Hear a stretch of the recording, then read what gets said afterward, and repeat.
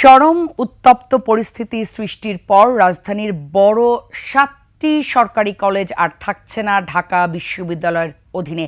এই কলেজগুলোকে ঢাকা বিশ্ববিদ্যালয়ের সঙ্গে সম্মানজনকভাবে আলাদা করার বিষয়ে সিদ্ধান্ত হয়েছে।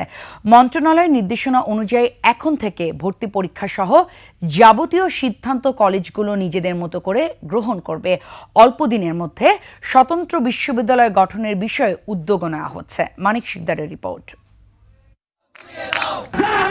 ২০১৭ সাল থেকে রাজধানীর ৭টি সরকারি কলেজকে ঢাকা বিশ্ববিদ্যালয়ে অধিভুক্ত করার পর থেকেই চলছে নানা নাটকীয়তা। কখনো আলোচনা এসেছে বৈষম্য, আবার কখনো প্রশ্ন উঠেছে শিক্ষার মান নিয়ে। ৫ আগস্টের পর থেকে ঢাকা বিশ্ববিদ্যালয় থেকে আলাদা হতে আবারও সোচ্চার হয়ে ওঠে কলেজগুলোর শিক্ষার্থীরা। সবশেষ রোববার রাতে সহিংস রূপ নেয় তাদের আন্দোলন।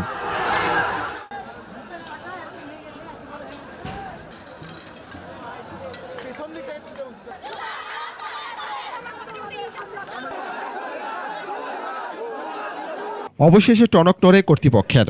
শিক্ষার্থীদের আলটিমেটামের পর ঘোষণা আসে কলেজগুলোকে ঢাকা বিশ্ববিদ্যালয়ের অধিমুক্ত করার। কলেজগুলোর ২০২৪-২৫ শিক্ষাবর্ষের ভর্তি পরীক্ষাও আলাদাভাবে অনুষ্ঠানের সিদ্ধান্ত আসে। বিষয়টিকে স্বাগত জানালেও সব দাবি মানা হয়নি বলে অভিযোগ আন্দোলনকারীদের।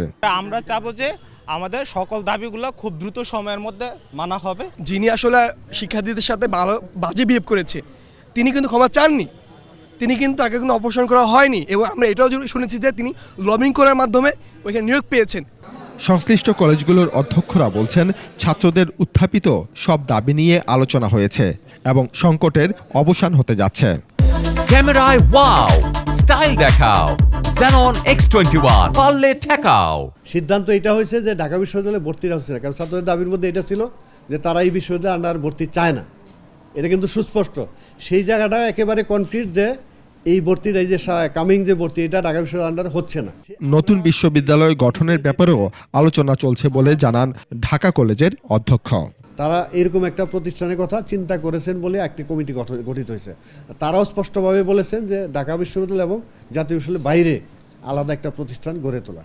এতদিন অধিভুক্ত থাকা 7 কলেজগুলো হলো Dhaka college, Eden college, Titumir college, Bangla college, Kabi Nazrul college, Badrunnesa college, Suhrawardy college. Manik Sikdar, 21 television, Dhaka.